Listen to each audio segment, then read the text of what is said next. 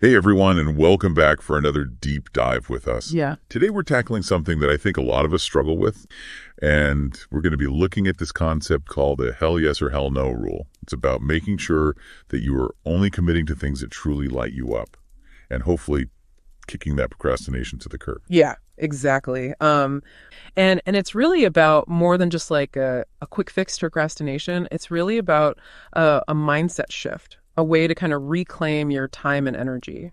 So how does this hell yes or hell no rule actually work? Well, it's actually pretty simple. If you're faced with a new opportunity or a task and you don't feel that like resounding hell yes, excitement energy, then it's a no. It's that simple, huh? So Yeah. it's really about learning to trust your gut. Yeah, exactly. It's about tuning into that initial reaction you have and really honoring it. So I'm curious, what are some of the reasons why we say yes to things when maybe we should be saying no? Before we dive deeper, don't miss using our powerful anti-procrastination toolkits with 7 and more productivity tools all in one place.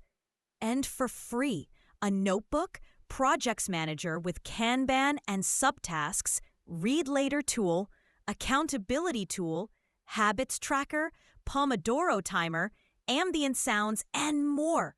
What is better than that to fight procrastination?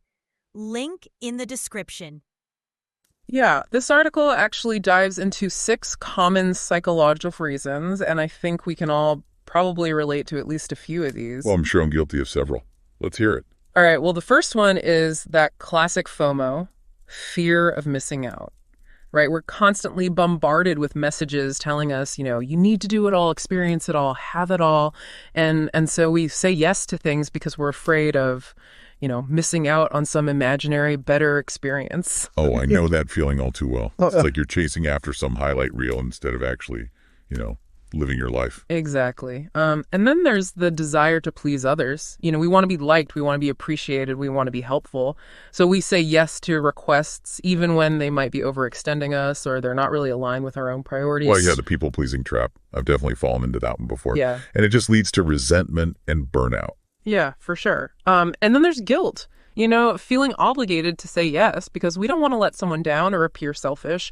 So we end up carrying the weight of other people's expectations on our shoulders. Yeah. It's like you're saying yes when really you want to be saying like, hell no. Exactly. Sometimes it's a lack of clarity about our own priorities. We haven't really taken the time to define what truly matters to us. So we end up saying yes to anything that comes our way, and we just scatter our energy and focus in a million different directions. Like being a ship without a rudder. Yeah, exactly. And then, fear of confrontation or rejection. It can be really uncomfortable to say no, especially if we're worried about, disappointing someone or damaging a relationship.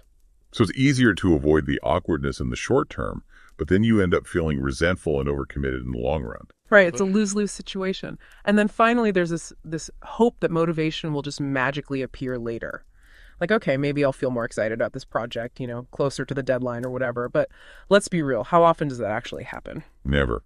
If it's not a hell yes from the beginning, Yeah. it's probably not going to magically transform into something you're passionate about later on. Exactly. And that's where this hell yes or hell no rule is so helpful, because it helps us recognize that by saying yes to everything, we're actually setting ourselves up for procrastination and overwhelm. Yeah, we're essentially building our own mental prisons brick by brick with each one of those unenthusiastic yeses. Exactly. We're cluttering our minds and our schedules with commitments that drain our energy and prevent us from focusing on the things that truly light us up. So how does this rule help us break free from that cycle of procrastination? What are the keys? Well, the article outlines 5 really powerful ways this simple rule can help. And the first one is eliminating unnecessary commitments.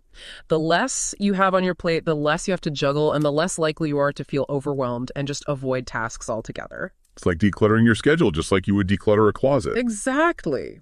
And then the second one is boosted motivation and engagement. When you're working on something that's a true hell yes, you're naturally more excited, you're more focused, you're more productive. You're not forcing yourself to do it, you're drawn to it. It's like the difference between dragging yourself to the gym because you feel like you should versus like lacing up your sneakers because you can't wait to crush your workout. Exactly. And that leads us to the third benefit, which is mental clarity and reduced decision fatigue. When you have this clear filter like hell yes or hell no, you're not wasting precious mental energy agonizing over every little choice. You're making decisions quickly and confidently based on what truly aligns with your goals and values. It's like you're streamlining your mental bandwidth. Exactly. And then the fourth benefit is that it reinforces the value of your time. By saying no to things that don't align with your priorities, you're sending a powerful message to yourself and to the world. My time is valuable, and I'm not going to waste it on things that don't matter. You know, I used to feel so guilty about saying no. Like, it was selfish. Yeah. But now I realize that saying no is actually an act of self-respect. It's about setting boundaries and protecting your energy so you can show up fully for the things that do matter. I couldn't agree more. And then finally, this rule encourages self-reflection and purpose-driven living. By consistently asking yourself, is this a hell yes?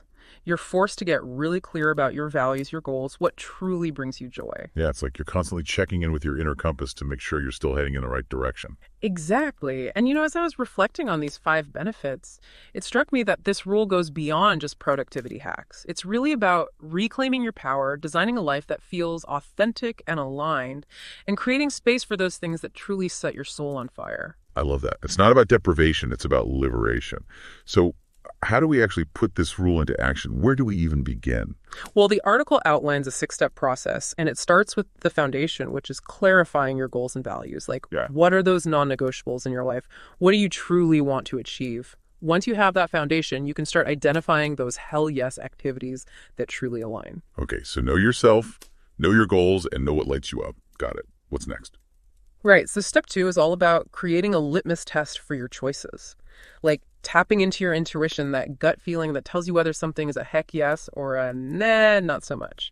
So really pay attention to that initial spark, that feeling of excitement or maybe dread that you get when you're presented with something new. Exactly. And this is where it can get a little tricky because sometimes saying no can feel awkward or uncomfortable. So step 3 is all about learning to say no gracefully.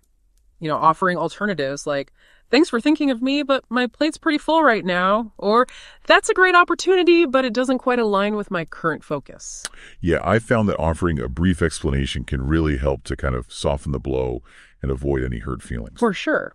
Now, step 4 is all about taking a look at your current commitments with fresh eyes. Are there any projects or activities or obligations that no longer spark that hell yes feeling? Maybe it's time to reevaluate and see if you can gracefully step back from anything that's no longer serving you. Ooh, yeah, time for a hell yes audit. Out with the old, in with the new. I love that. And step 5 is a crucial one. Expect pushback and stay firm. When you start setting boundaries and saying no, people might be surprised or even a little resistant at first. But remember why you're doing this. You know the long-term benefits of living a hell yes life are worth any initial discomfort. Yeah, it's like building any new muscle. It takes time and effort, but the more you practice setting boundaries, the easier it becomes. Absolutely. And step 6 is all about making this a habit. It's about consistently checking in with yourself, reminding yourself of the benefits, and refining your hell yes radar. So it's an ongoing process of self-discovery. Awesome. I think our listeners would love to hear some real-world examples of how we can apply this rule in different areas of our lives. You got it. Let's start with work projects. Imagine you're constantly being asked to take on extra responsibilities or join new initiatives. The article suggests that you only say yes to those projects that genuinely excite you or clearly align with your career goals. That's so important, especially in today's work environment where it's easy to get caught up in the hustle and just say yes to everything. Exactly. With this rule, you can approach those requests with more intention. Does this project align with my skills and interests? Will it help me grow in the direction I want to go? If not, it might be time to politely decline or maybe suggest someone else who might be a better fit. Right? It's about being strategic with your time and energy. Exactly. And the same principle can be applied to social commitments. We've all received those invitations that fill us with dread, right? This rule encourages you to prioritize genuine connection and recharging. It's okay to skip those events that you're not truly looking forward to, especially if you're feeling drained or need some time for yourself. Oh, this one really resonates with me. I used to feel obligated to attend every party or gathering, even if I was exhausted. But now I'm much more intentional with my social calendar. I only say yes to the things that I know will bring me joy and allow me to connect with people that I genuinely care about. That's a great example. And the same principle can be applied to personal growth. Think about the hobbies, the skills, the areas of knowledge you want to explore. This article encourages you to choose activities that genuinely excite you, not just ones that sound impressive or that you think you should be doing. Oh, this reminds me of something. I recently signed up for a pottery class. And I was a little hesitant at first because I was like, I don't know if I'm going to be any good at this. But then I realized, wait a minute, this is something I've always wanted to try. It doesn't matter if I'm the next Picasso. It's about the joy of creating. And it's been amazing. That's awesome. It's not about perfection. It's about following your curiosity and allowing yourself to experiment. And when you're engaged in activities that you genuinely enjoy, you're more likely to stick with them. So we've covered work, social life, personal growth. Yeah. What about when it comes to like volunteering or doing favors for others? That's a great question. I think that's one of the areas where this rule can be most impactful. You know, our time and energy are precious resources, and we need to be mindful about how we use them. If someone asks you for a favor that doesn't feel aligned or you just don't have the bandwidth, it's perfectly acceptable to politely decline. Yeah, saying no is not selfish. It's an act of self-care. And when you're clear about your boundaries, you're more likely to attract opportunities and relationships that are truly aligned with your values. Right. And that brings us to the long game, the bigger picture of what happens when we consistently apply this rule. It's not just about getting more done or avoiding procrastination. It's about creating a life that feels aligned, authentic, and deeply fulfilling. The article highlights 5 key areas where this rule can have a profound impact. Okay, let's hear it. How does saying hell yes transform our lives? Well, first and foremost, it leads to greater productivity and focus. When you're clear about your priorities and you're only saying yes to the things that truly matter, you're naturally more energized and efficient. Makes sense. And that leads to the second benefit, enhanced self-respect and confidence. When you start saying no to things that don't align with your values, you're essentially saying yes to yourself. You're prioritizing your well-being and making choices that reflect what truly matters to you. Yeah, you're not seeking validation from others anymore. Exactly. And when you're feeling more confident and empowered, you're also more likely to experience improved mental health and well-being. You know, constantly overcommitting can lead to stress, burnout, even resentment. But when you start saying no to those things that drain you, you create space for rest, relaxation activities that bring you joy. It's a reminder that our mental health is just as important as our physical health. Right. And speaking of nourishment, let's talk about relationships. This rule can lead to deeper, more meaningful connections.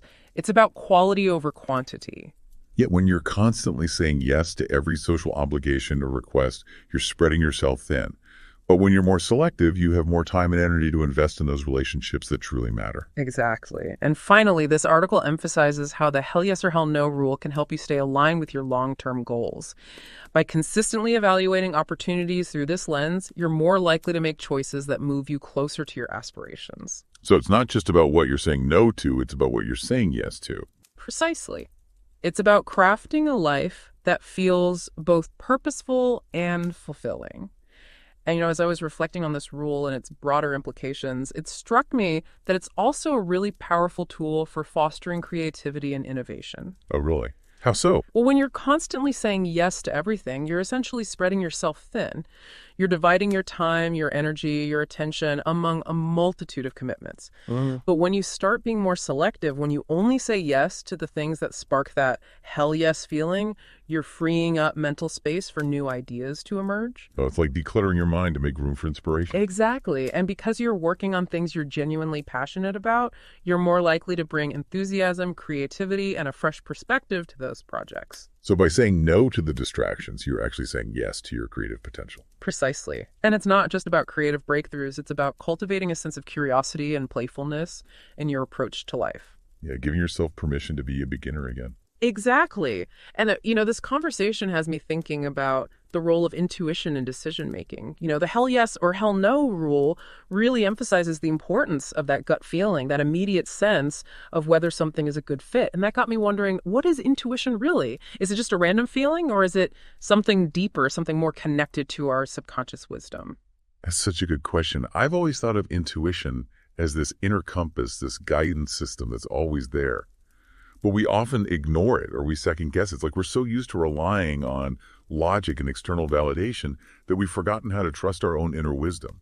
Yeah, and the hell yes or hell no rule, in a way, is a practice in strengthening that intuitive muscle. It's Yeah. about tuning into that immediate visceral response and honoring it, even if it doesn't make logical sense at the moment. Right. So it sounds like this hell yes or hell no rule isn't just a decision-making tool.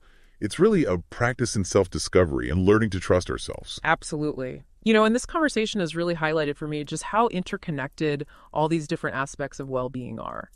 It's not just about productivity or time management. It's about aligning your actions with your values. It's about nurturing your mental health, cultivating meaningful relationships, Oh, yeah. tapping into your creativity and honoring your intuition. It's about creating a life that feels good on every level. Yeah, it's like all these pieces fit together to create this beautiful mosaic. And the hell yes or hell no rule is like this golden thread that weaves it all together. That's a great analogy. Well, this has been such an incredible deep dive. We've learned so much about the hell yes or hell no rule and how it can help us overcome procrastination, boost our productivity, and ultimately create a more fulfilling life. Yeah, it's been a really insightful conversation. And, I think one of the biggest takeaways for me is the importance of saying yes to ourselves. Saying yes to our values, our goals, our passions, and saying no to the things that drain our energy and hold us back. Absolutely. It's about creating a life that's aligned with our authentic selves. Exactly. So to all of our listeners out there, we encourage you to start applying this rule in your own lives. Remember, it's not about being perfect.